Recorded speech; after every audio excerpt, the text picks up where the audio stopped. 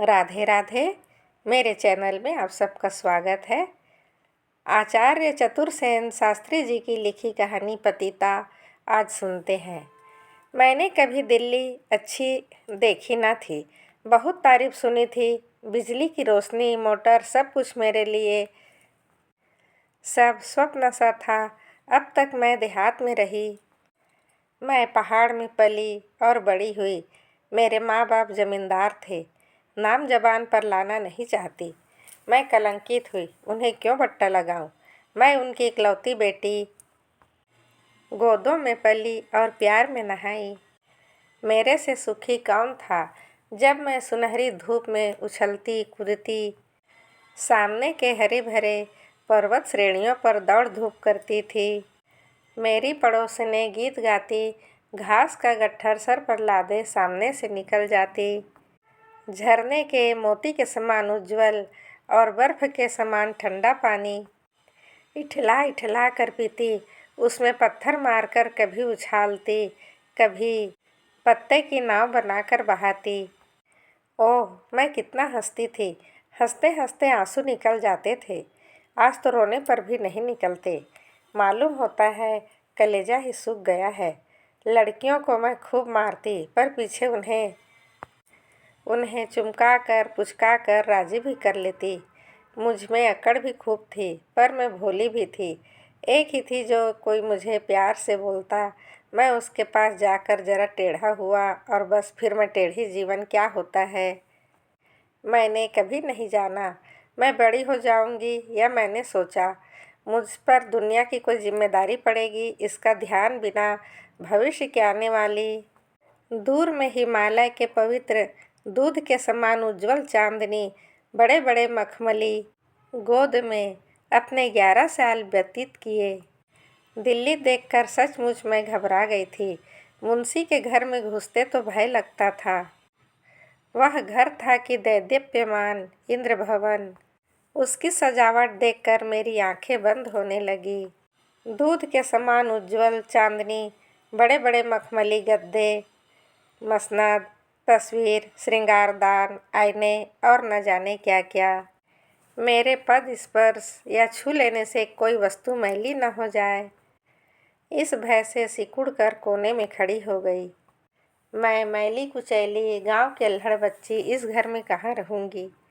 रह रह कर भाग जाने की इच्छा होती थी। मौसी ने मेरी दुविधा को भांप लिया।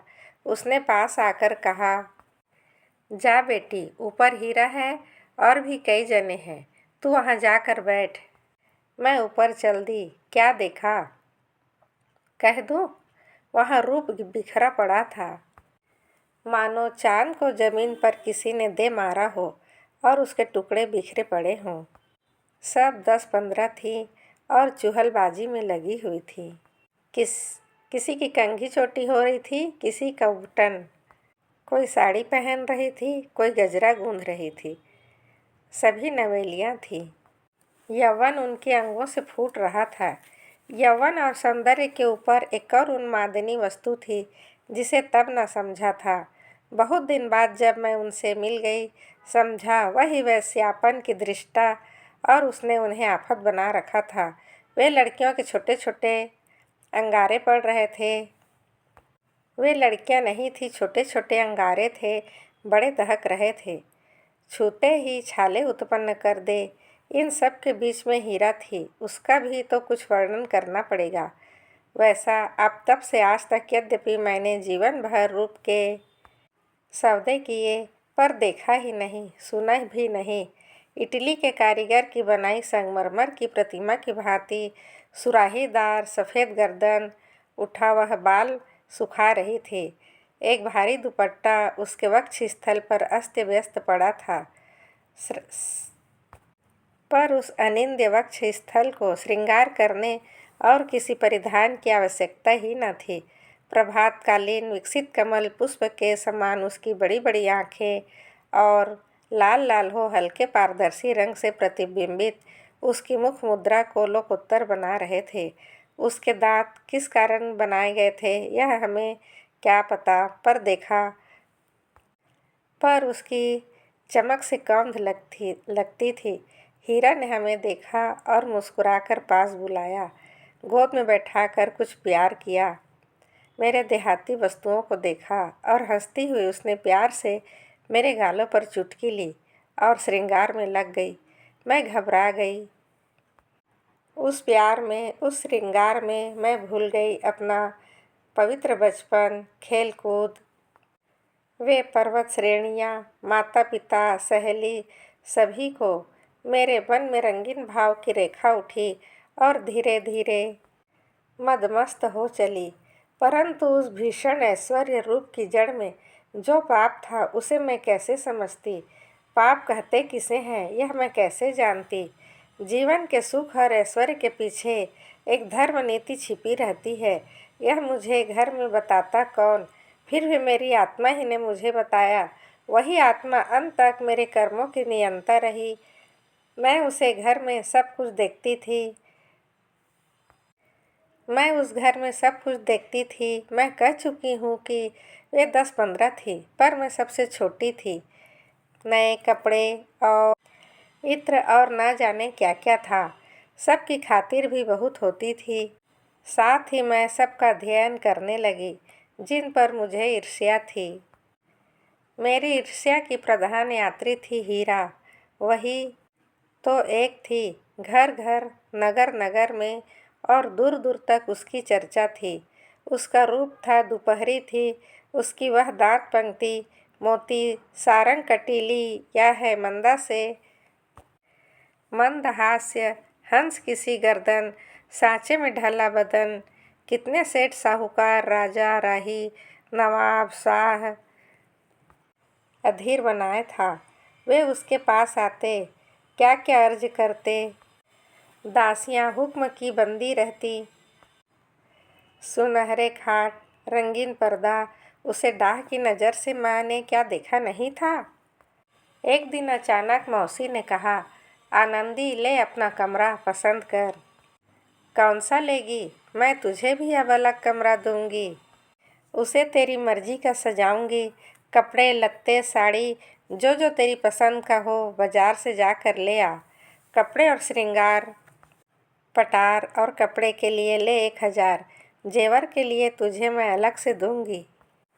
इतना कहकर नोटों का एक बंडल उन्होंने मेरी गोद में डाल दिया और कहा, शाम को हीरा के साथ जाकर ज़रूरी सामान ले आ। ले, मैं तेरे लिए अपना कमरा खाली कर देती हूँ। मैं बुढ़िया बावली कोठरी में पड़ी रहूँगी। मैंने आकाश छुआ, कब शाम हो और बाजार चलूँ। मेरा कमरा, घर में उसकी सजावट लगी रही। खाना पीना भी छोड़ दिया। साथ वाली दिल लगी करती रही। मैं समझती ना थी। कभी कभी उनकी बातों से भय सा लगता था। उनका क्रूर हास्य शंका उत्पन्न करता था, मानो इस साज श्रृंगार में एक रहस्य है। मैं उमंग में थी। देखते देखते मेरा रंग बदल गया। वहाँ जो भी छैल छबीले आते मुझे घूरते, पर मौसी का डर था। क्या मजाल जो जरा बढ़कर बातें करता, पर इसमें मज़ा ज़रूर आता था। उसके छठे दिन की बात है, मैं सो रही थी। दिन ढल चुका था। मौसी ने बुलाकर कहा, बेटी हाथ मुँह धोकर नई साड़ी पहन ले, बालों का अंग्रेजी जूड़ा बना ले, पेरिस की जरी कट साड़ी पहन ले और ज़रा सलीके का ध्यान रख। खबरदार नादानी न करना। मैं कुछ समझी नहीं, चली आई। मन में उथल पुथल मच गई। नहीं सकती वैसे भय से कि आनंद से। रात सर पर आ गई। श्रृंगार खत्म ही न होता था। 10 बजे अल्पवयस्क एक सुंदर कुमार ने मेरे कमरे में प्रवेश किया। मैंने इन्हें कभी ना देखा था। एकांत में किसी पुरुष का मेरे पास आना प्रथम बात थी। पर बहुत सी बातें तो मैं देखभाल कर ही समझ गई थी। फिर भी मैं डर गई। मैंने सहम कर उनसे कहा, मौसी वहाँ हैं, आप वहाँ जाइए। उन्होंने हंसकर कहा, जल्दी क्या है, ज़रा आपसे भी तो बातें कर ले। मैं सहम कर बैठ गई। क्या आप नाराज़ हो गई? जी नहीं। फिर चुप्पी क्यों? आप कुछ दरियाफ्त करें तो जवाब दूँ। और बस बातों का सिलसिला चल गया और क्या क्या बातें हुई, कहने से क्या फ़ायदा। सबका अभिप्राय यह है कि अंत में मैं उस युवक के हाथ बिकी। उसने मुझे सब कुछ दिया और मैंने भी उसे सब कुछ दिया।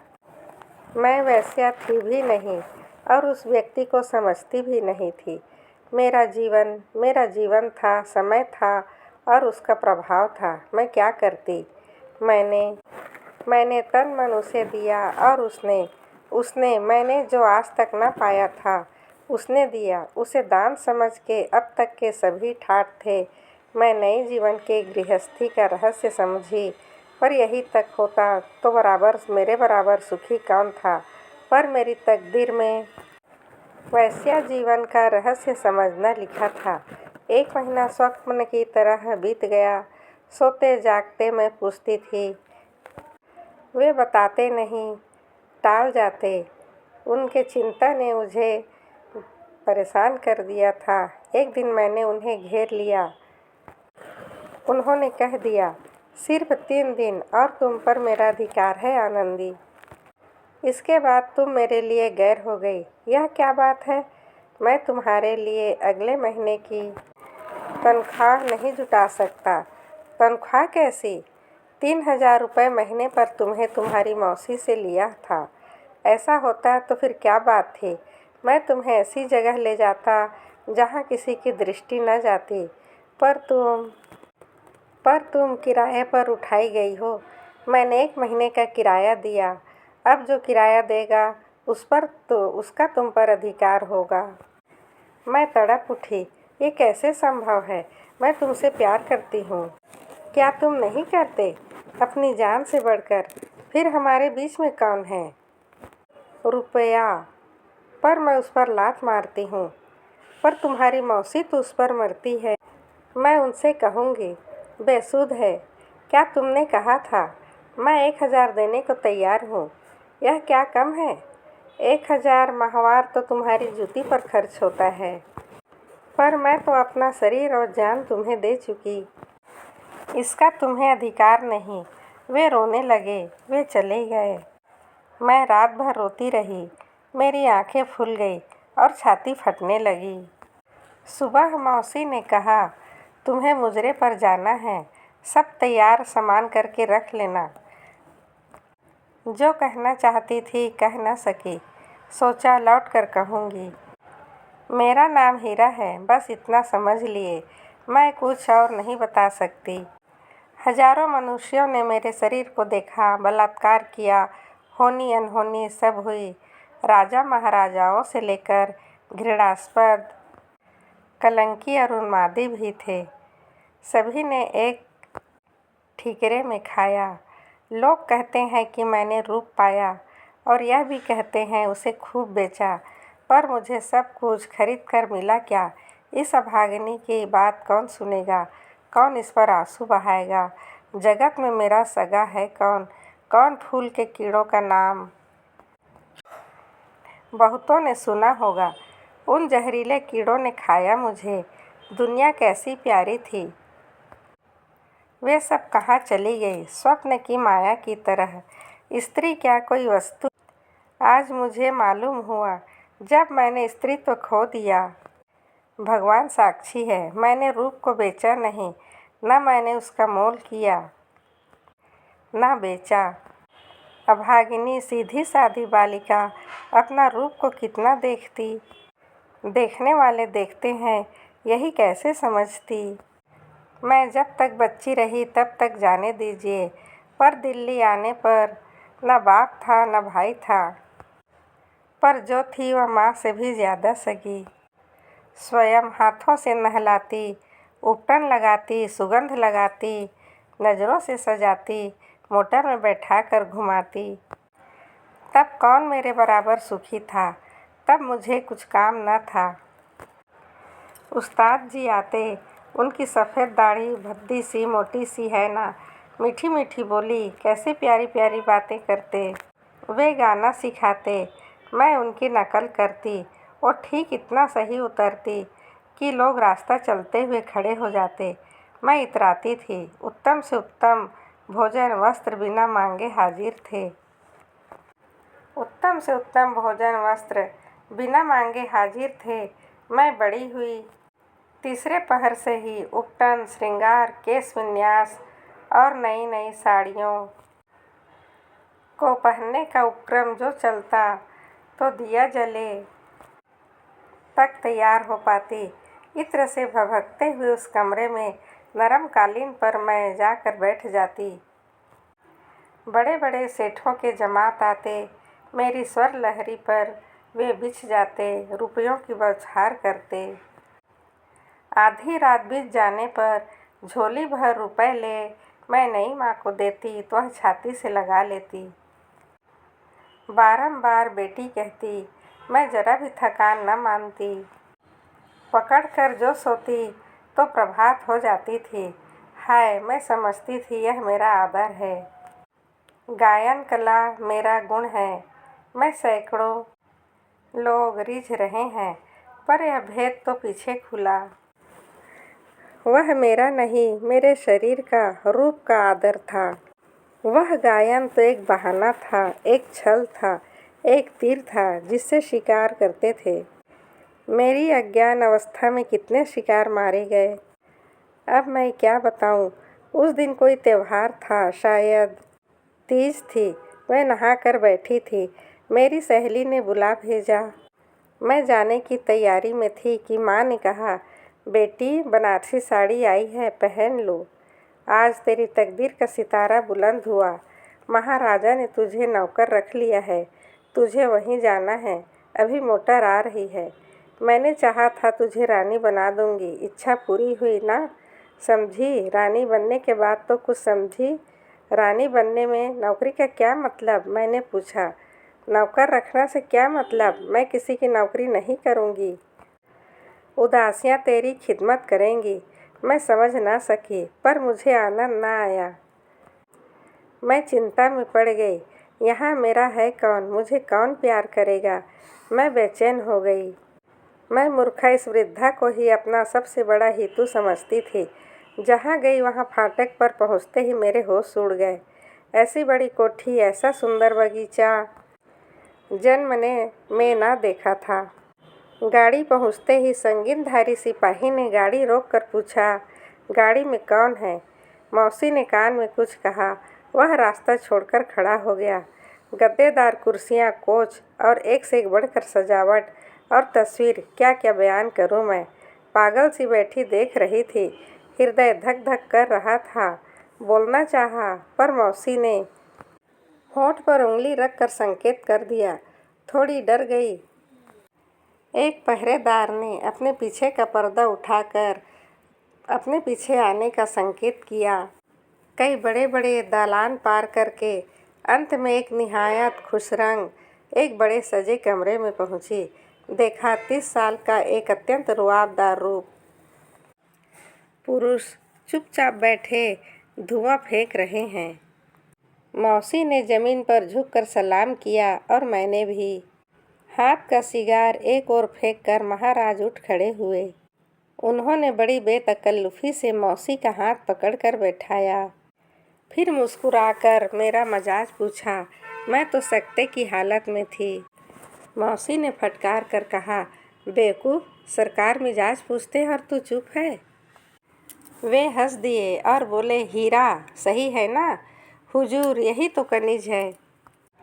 हाँ सच है, पर देखना धोखा तो नहीं देती। आय हाय हुजूर, मेरी ज़बान टूट जाए। क्या तुम सिगरेट पीती हो? जी नहीं सरकार। अब तुम कुछ खाओ पियो। इतना कहकर उन्होंने घंटी बजा दी। उन्होंने मौसी का हाथ पकड़कर कहा, जब तक यह कुछ खाए पिए हम लोग काम की बातें कर लें। फिर दोनों दूसरे कमरे में चले गए। जी नहीं, यह जगह पसंद नहीं है। मैं पसंद नहीं? सरकार क्या फरमाते हैं? महाराज ने प्याला भरकर कहा, परहेज तो नहीं करती? करोगी तो भी पीना तो पड़ेगा। हुजूर मैं नहीं पीती। नहीं पीती तब भी पीना पड़ेगा, मेरा हुक्म है। मैं मुआफ़ी चाहती हूँ। क्या हुक्म उदली करती हो? मेरी इतनी मजाल। बेवकूफ़ औरत, पी क्षण भर में। उनकी आंखें लाल हो गई और त्योरियां चढ़ गई। मैं ना पी सकूंगी। खूंटी से चाबुक उतार कर उसने मेरा खाल उधेड़ना शुरू कर दिया। कमरा चित्कारों से गूंज उठा। मैं तड़प कर धरती पर लौटने लगी, पर वहाँ बचाने वाला कौन था? वे चाबुक फेंक कर बैठ गए। मैं ज्यों ही उठी, उन्होंने प्याला भरकर कहा, पियो। मैं गट-गट पी गई। उन्होंने मेरे हाथ से प्याला लेकर मेरे पास आकर कहा, हीरा मेरी दोस्त, आइंदा कभी हुक्म उदली का जुर्रत मत करना। अरे तुम्हारी साड़ी भी खराब हो गई। इतना कहकर उन्होंने घंटी बजाई। एक लड़का हाजिर हुआ। उन्होंने हुक्म दिया, जाओ एक उम्दा सी साड़ी ले आओ। साड़ी आई। उसकी कीमत 2000 से कम ना होगी। ऐसी साड़ी मैंने कभी न देखी थी। मैं अवाक रह गई। ऐसा बेढब आदमी न देखा न सुना। मैं साड़ी बदलकर चुपचाप उनके हुक्म का इंतज़ार करने लगी। मेरा गुरूर और साड़ी चंचलता कहाँ चली गई? उन्होंने प्यार के स्वर में कहा, जाओ उस कमरे में सो जाओ, मैं भी ज़रा सोऊंगा। किसी चीज़ की ज़रूरत हो तो घंटी देना, नौकर हुक्म बजा देगा। मैं क्या सोई। वे सोए रहे और मैं उनके पैर पकड़े बैठी रही। रात बीतने लगी। निस्तब्धता छा गई। पाँव पकड़े बैठी थी उस पुरुष के, जो इतना कठोर, इतना उदार, ऐसा मस्त और ऐसा जिद्दी है। और तस्वीर देख रही हूँ किसी और की, जिसे मैंने कुछ दिन पूर्व शरीर अर्पण किया था। मेरा हृदय और प्रेम आवारागर्द पुरुष की तरह बेघर-बार भटक रहा था। वेश्यावृत्ति का जटिल रहस्य अब मेरी समझ में आया। कई घंटे व्यतीत हो गए। ये एकाएक उठ गए और कहा, बेवकूफ़ लड़की, क्या तू सचमुच वेश्या नहीं है? तुम्हारे पास हृदय है? तू प्रेम करना जानती है? मेरे जवाब देने के पहले ही उन्होंने उठाकर हृदय से लगा लिया। हाय, यह पापिष्ठ शरीर यहाँ भी अर्पण करना पड़ा, पर मैं लज्जत से अपने आप को भी नहीं देख सकती थी। उन्होंने पास बुलाया, प्यार से बगल में बैठाया।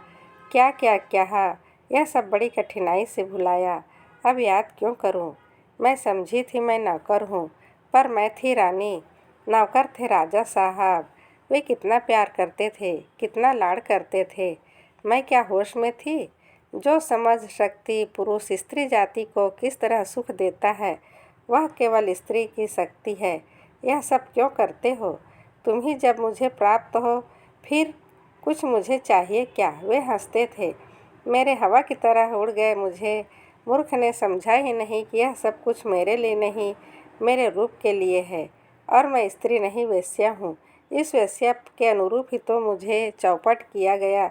विधाता की भूल है कि भविष्य है। अगर महारानी के रूप और गुण में इससे शतांश भी होती तो कदाचित जगत की झूठी पत्ता चाटने की जिल्लत में न पड़ता। और महाराजा हूँ, पर इस औरत के सामने आज तक कुत्ता था। उसने वह मुझे वही समझती है जो लाखों करोड़ स्त्रियां पुरुष प्राप्त करके समझती रही हैं। पर मैं तो यह जानता हूँ कि यह वेश्या है। उसकी माँ ने मासिक वेतन लेकर उसे उसके शरीर पर मुझे अधिकार करने दिया है। जब तक मैं वेतन देता रहूं, वह आत्मदान कर चुकी, यह तो सत्य है। पर इसे होता क्या है? इस अधिकार और पद्धति शून्य सामाजिक आत्मदान को मैं क्या करूं? क्या मैं खुल्लम खुल्ला उसे पत्नी का दर्जा दूं? सारे अखबार हाय तौबा मचाकर धरती आसमान उठा लेंगे। सरकार की आंखें नीली पीली अलग हो जाएगी और सरदारों की तरह पर इस पाप को नीति और नियम के रूप में संसार नहीं देखना चाहता है। फिर मैं क्यों इल्लत लूँ? मैं युवा हूँ, सुंदर हूँ, धनी हूँ। मैं ऐसे ऐसे सौंदर्य नित्य खरीदने में समर्थ हूँ। मैं अपना यह स्वार्थ अधिकार, मनुष्य को कितना कठोर बनना पड़ता है। राज्य व्यवस्था कायम करने के लिए कठोरता गुण है। यदि मैं उसे ठग नहीं रहा हूँ, मुआवजा दे रहा हूँ, इतना उसे मिलेगा कहाँ? वह वेश्या है। जब तक उसमें रस है मैं भरपूर मूल्य देकर उसका रस लूँगा, पीऊँगा, बखेरूँगा, जब जी में आएगा फेंक दूँगा।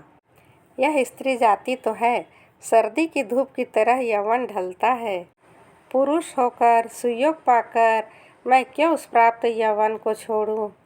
यह धन राजसत्ता अंततः किस काम आएगी? हमारा राजा बनना किस योग्य होगा?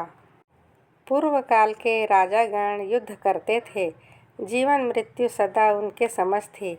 देश के चुने हुए विद्वान उनके मंत्री सदा साथ रहते थे। अब यह सब कम हो गया है।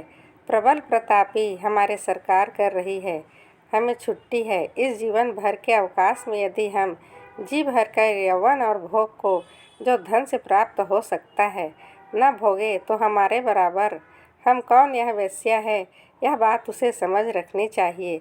वह स्त्री नहीं बन सकती। पुरुष से स्त्री को जो प्रतिदिन वास्तव में मिलन चाहिए वह उसे नहीं मिलेगा। जब तक वह यौवन के उभार पर है वह मेरी है। मेरा सर राज उसके पैरों में है। इसके बाद भी चिंता क्या है? वह इतना संचित कर लेगी कि जीवन भर को काफ़ी होगा। प्रेम और आधार प्रकट करते वेश्या के हृदय को छोड़कर और कौन स्त्री हृदय इस भयानक अपमान की धधकती अपमान को सह सकता है? उस दिन नेह बरस रहा था, भयानक अंधेरा था। राजमहल स्टेशन से दूर न था, परंतु महाराज शिकार खेलने यहाँ से 18 मील के फासले पर गए थे। उनके अंग्रेज दोस्त आए थे। वहीं उनकी दावत और जश्न का था। दर्जन भर व्यवसायी उसमें बुलाए गए थे। मैं भी थी। उनमें एक थी। मेरी नाच और गाने की ख्याति ने ही मुझे इस विपत्ति में डाला था। मैं करती भी क्या, मुझे आना ही पड़ा। मुझे सर्दी जुकाम भी था, फिर भी आना पड़ा। 400 रुपये की फीस कैसे छोड़ी जाती? अंधेरी रात और 10-12 मील का सफ़र। हम 10-12 औरतें, हमारा मिरासी नौकर, साथ के लिए 4 प्यादे सिपाही और सामान लादने के लिए बेगार में पकड़ी हुई बैलगाड़ी और टट्टू। बस यह सब हमारे स्वागत का इंतजाम था। क्या ये कमीने राजा अपनी रानियों के लिए भी ऐसा स्वागत करने की हिम्मत कर सकते हैं? पर रानियों से हमारी तुलना ही क्या? सिपाहियों ने कहा। कुछ मिला ही नहीं। सामान गाड़ियों और टट्टू पर हमें पैदल चलना पड़ेगा। मैं तो धम से बैठ गई। इस अंधेरी रात में बरसात के समय 10 मील पैदल चलने से मैंने मरना ठीक समझा। मैंने साफ इनकार कर दिया। सिपाहियों ने पत्तियां उड़ाई और एक टट्टू मुझे दे दिया। मैंने उसे ही गनीमत समझा। हम भाग्यहीनों की ठाठ की सवारी चली। वहाँ पहुँचते ही अपनी चमक दमक के पटकन से उन भेड़ियों रईसों और उनके पागल मेहमानों को पागल बनाना था। मैं चुपचाप कंबल ओढ़े टट्टू पर बैठी थी। कमर टूटी जाती थी और मैं गिरी जाती थी। पानी का छींटा बीच बीच में गिर जाता था, पर मैं जानती थी वहाँ पहुँचकर मुझे बहुत मेहनत करनी है।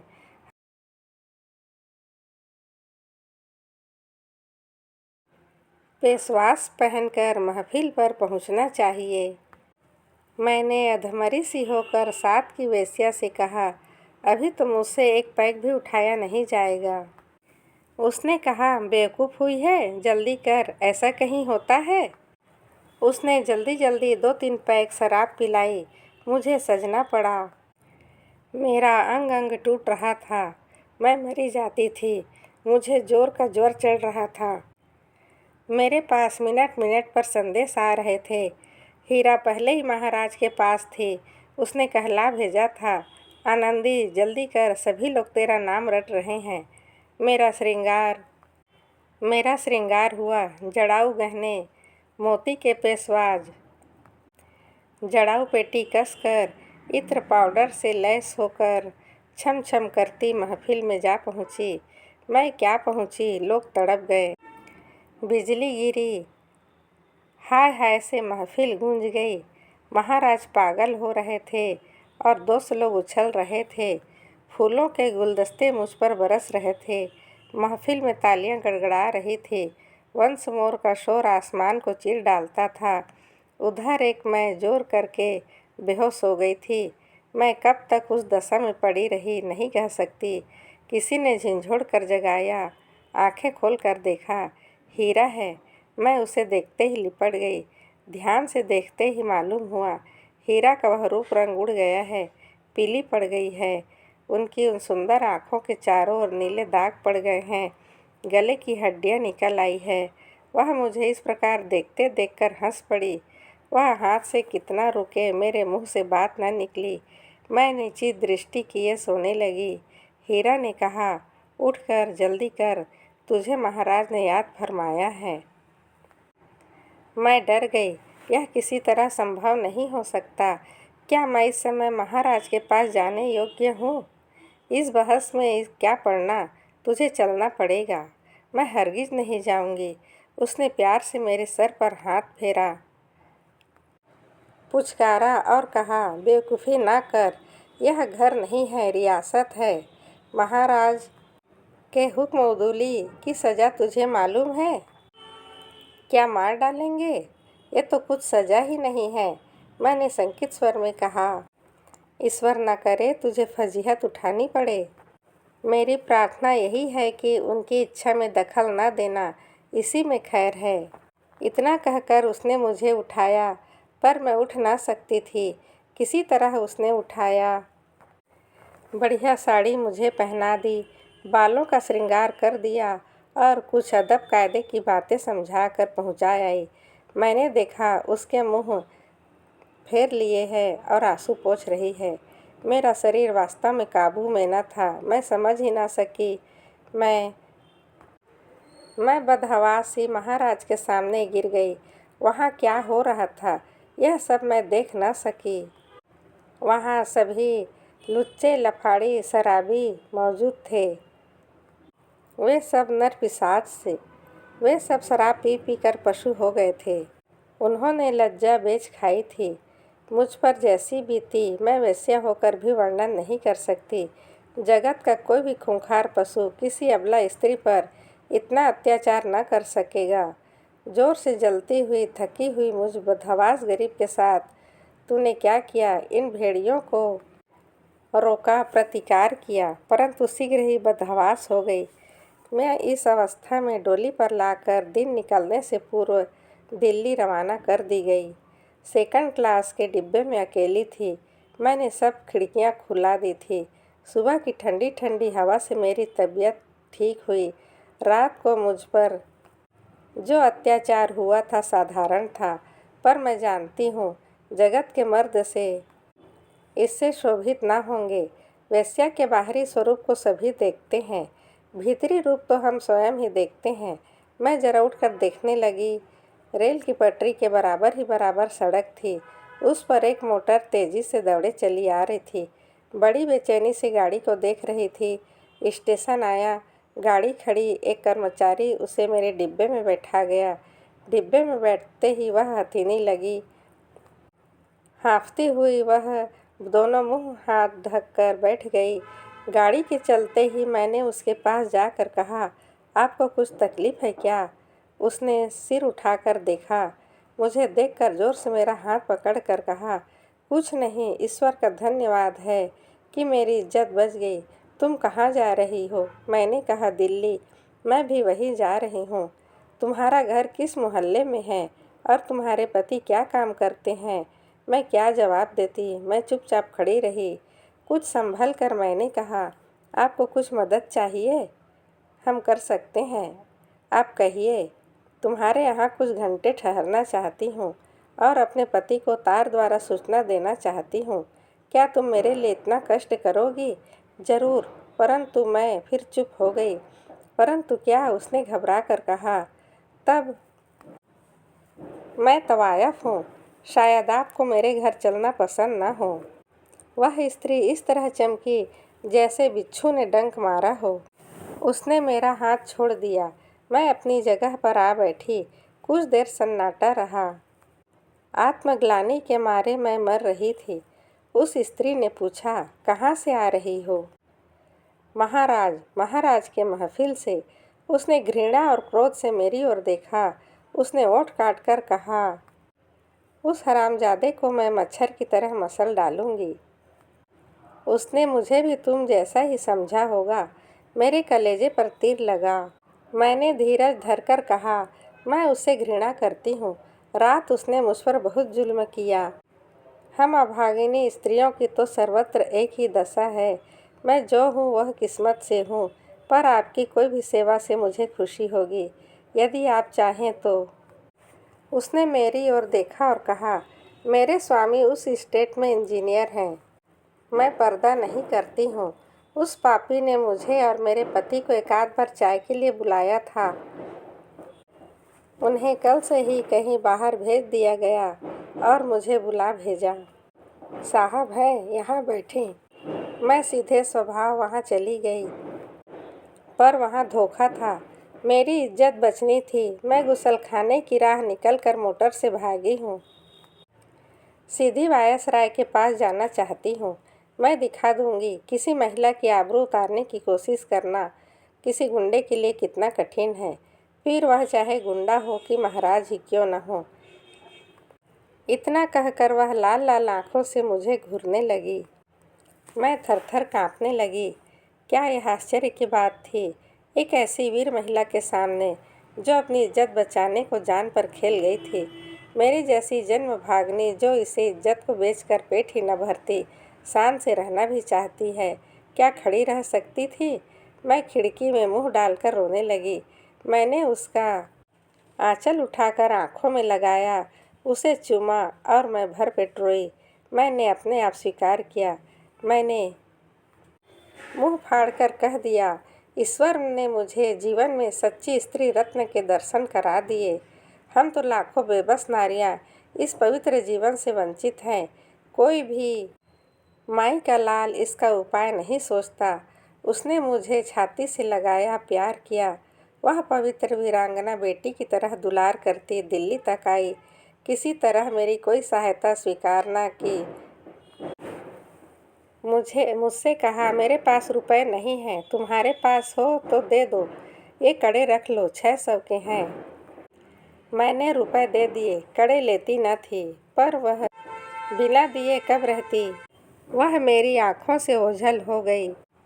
मैं जिस रूप पर इतराती थी और जिसकी सर्वत्र प्रशंसा थी, महाराज भी जिसे देखकर थकते न थे, वह रूप अब निस्तेज हो गया।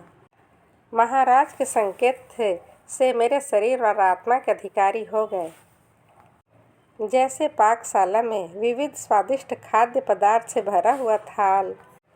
महाराज के छक कर खाने के बाद भंगी को जूठन मिलती है, मेरी दशा भी उस पत्तल के समान थी। महाराज के आदेश से मेरे सम्मुख उनके विनोद के लिए मुझसे उनके नीचे पशु पार्षव संग बिना उज्र करते नवीनाओं के बीच कुटनी का काम भी करती। बिना फटे किसी का हृदय रह जाए, पर मेरा हृदय फटकर भी न फटा। मैंने वह सब किया जो मुझे आदेश दिया गया। उस दिन महफिल में आनंदी के रूप को देखकर महाराज और उनके कामुक कुत्ते लट्टू हुए जाते थे, और उस गरीब असहाय बालिका को उनके पास लाने का कार्य करना पड़ा मुझे। इच्छा हुई कि अभी विष खा लूं, फिर सोचा, मेरे मर जाने पर क्या कोई आज रोएगा। इस रस रंग में क्या जरा भी विघ्न पड़ेगा। आनंदी को कोई बचा भी सकता है। मैं उसे चुमका कर पुचका कर ले गई। वही हुआ जो भय था। वह उस दिन से सैया पर पड़ी है। उसके शरीर के रोम रोम का रक्त निकल गया। उसका रक्त स्राव बंद होता ही नहीं। डॉक्टर कहता है वह बचेगी नहीं। उसे ज्वर भी हो गया है और वह सूख कर कांटा हो गई है। उसे देखने गई थी। उसके आयु की बालिकाएं कुंवारी है और वह सब कुछ भोग चुकी है, सभी कुछ पा चुकी, साथ ही परलोक के सभी अधिकार खो चुकी। आज नहीं तो कल वह जाएगी सर्वशक्तिमान पिता के पास। वह दयालु ईश्वर क्या अब भी उसे दंड देगा। वह पाप किया, पाप अपना जीवन बनाया, पाप में वह जी और मरी। पाप को उसने समझा कब। नारी जीवन पाकर, नारी का शरीर पाकर, सभी कुछ पाकर वह बेचारी नारी गरिमा से वंचित रही। हाँ, मैं इस पर विचार करूँगी। यह वेश्यावृत्ति क्या वस्तु है? इसका दायित्व किस पर है? उसके नाश का कोई उपाय नहीं है? स्त्री जाति के रक्षक होकर भी उसको बचाने का कुछ भी उद्योग नहीं करते। आनंदी, तेरे जैसे प्यार की कितनी पुतलियाँ इसी तरह कुचली गई। ये कमीने धन के बदले हमें प्रलोभन में फंसाते हैं और हमारा यह लोक और परलोक नष्ट करते हैं। दुख की बात तो यह है, इसका ज्ञान हमें तब होता है जब इससे बचने के सारे मार्ग बंद हो जाते हैं। मैं क्या कर सकती थी? उसके लिए मैं अच्छी तरह रो कर चली आई। मुझे रोने में बड़ा सुख है। उस महिला का हाथ मेरे मस्तक पर है। वह मृत्यु का मार्ग मुझे बताएगी। जितनी जल्दी हो सके ये शरीर छूटे अच्छा है। मैंने साड़ी सभी जेवर त्याग दिए। मैं महादरिद्र की तरह मर रही हूँ, पर मुझे गर्व है कि इस शरीर को छोड़ कोई अपवित्र वस्तु मेरे पास नहीं है। जिस स्वेच्छा से मैंने ये सब सामान त्यागे हैं, उसी तरह से ये शरीर त्यागने का उत्सुक हूँ। उसका मुझे जरा भी दुख नहीं, पर खेद तो ये है कि अब शीला हीरा के दर्शन नहीं होंगे। ऐसी प्रेम हत्या की प्रतिमूर्ति, सौंदर्य की राशि पृथ्वी में कितनी उत्पन्न होती हैं। सुना है कि वह पागल हो गई है और उस दिन आत्महत्या की इच्छा से छत से कूद पड़ी थी। आखिर कहाँ तक सहन करती मैं? मरती हूँ, पर पुरुष जाति का नाश हो, इसकी मिट्टी और जीवन को अपनी वासनाओं पर कुर्बान करते पड़े रहें। इसकी मिट्टी खार हो, जो असहाय अबलाओं की पवित्रता जीवन को अपनी वासनाओं पर कुर्बान करते हैं। यह पुरुष जाति सदा रोग, शोक, दुख, दरिद्र, पाप, यंत्रणा में अंतकाल तक पड़े रहें। अभी आप कहानी सुन रहे थे पतिता। यदि आप इस चैनल पर नए हैं तो प्लीज़ सब्सक्राइब कर दीजिए, लाइक कर दीजिए। आपका दिन शुभ हो, मंगलमय हो। आप सदा हंसते रहिए, मुस्कुराते रहिए। राधे राधे।